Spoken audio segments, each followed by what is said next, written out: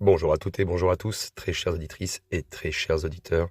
J'espère que vous allez tous très très bien et que les deux premiers épisodes sur l'énigme cosmique vous plaît. Alors j'espère que vous serez très nombreux effectivement à participer à ce genre de petits jeux que j'essaie de mettre en place. Et nous allons débuter sans plus tarder l'épisode numéro 3 qui va vous annoncer donc peut-être pour ceux qui seront les plus attentifs pourront déterminer le troisième indice. Je vous souhaite à tous une très bonne écoute et bon épisode. Bien, parlons maintenant du passé qui rencontre le présent. Les civilisations anciennes ont laissé derrière elles des indices troublants sur un phénomène qu'elles n'auraient pas dû voir ou pas dû pouvoir observer. Une étoile qui disparaît et réapparaît selon un cycle étrange. Un schéma récurrent caché dans les tablettes sumériennes, les inscriptions égyptiennes et les codex mayas. Mais si ce phénomène n'était pas qu'une légende? Et si nous avions aujourd'hui des preuves scientifiques de son existence? Dans cet épisode, on va quitter donc les textes antiques pour nous plonger dans les anomalies modernes, ces étoiles qui refusent de mourir et qui réapparaissent sans explication. Donc n'oubliez pas, un nouvel indice est caché dans cet épisode. Parlons de l'énigme des étoiles zombies. En astronomie, une étoile meurt lorsque son noyau n'a plus assez de carburant pour maintenir les réactions de fusion nucléaire. Donc elle explose alors en supernova et laisse derrière elle soit une étoile à neutrons, soit un trou noir. C'est une loi de l'univers et c'est une règle immuable. Sauf quand elle ne l'est pas. L'observation des étoiles zombies, elle contredit justement nos modèles astrophysiques. Et donc, si on prend l'exemple concret d'IPT-F1-4HLS, eh bien, cette dernière a explosé une première fois, puis une deuxième fois, puis une troisième fois. Entre 1954 et 2014, cette étoile a subi plusieurs supernovas, alors qu'une seule normalement aurait dû suffire à la détruire définitivement. Mais alors, pourquoi est-elle revenue? Pourquoi est-elle revenante?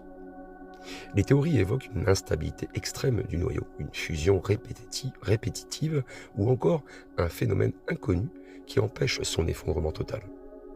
Mais ce n'est pas un cas unique. Des signaux lumineux anormaux, des réapparitions inexplicables et des courbes de lumière qui correspondent aux descriptions laissées par les anciens. Est-ce une coïncidence? Ou bien y a-t-il un lien entre ce que nous observons aujourd'hui et ce que nos ancêtres ont décrit il y a 4000 ans? L'indice caché dans les données modernes. Je vais essayer de vous raconter une anomalie assez troublante. Restez à l'écoute. Les scientifiques qui étudient les étoiles zombies ont découvert que certains objets cosmiques émettent des signaux cycliques avant leur résurgence. En gros, ce cycle pourrait théoriquement être prévisible. Or, en comparant les anciens textes sumériens et les analyses modernes, il y a un nombre qui revient sans cesse. Il y a un nombre dissimulé, caché dans les variations de luminosité de ces étoiles revenantes. Et ce nombre, c'est le numéro 61. Que représente-t-il? Une durée? Une distance? Une fréquence vibratoire? Nous ne savons pas pour le moment, mais ce qui est sûr, c'est que dans les archives mayas, ce même nombre est mentionné sous la forme de 61 cycles de disparition. S'agit-il d'un hasard ou d'une véritable clé permettant de prévoir la réapparition de ces fameuses étoiles zombies? Alors maintenant que nous savons que ces étoiles existent bel et bien, posons-nous une question. Se contentent-elles d'exploser et de revenir ou ont-elles un impact sur l'univers qui nous entoure?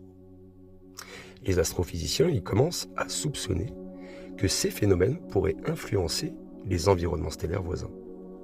En gros, une étoile zombie pourrait-elle perturber la formation des planètes autour d'elle? C'est la question qu'on pourrait se poser. Il y a des études récentes sur l'étoile SN 201-2Z qui indiquent que certaines de ces supernovas n'entraînent pas l'effondrement complet du noyau stellaire, et donc ce qui nourrit en quelque sorte l'étoile restante et la maintient en état de semi-vie. En d'autres termes, ces étoiles ne meurent jamais totalement.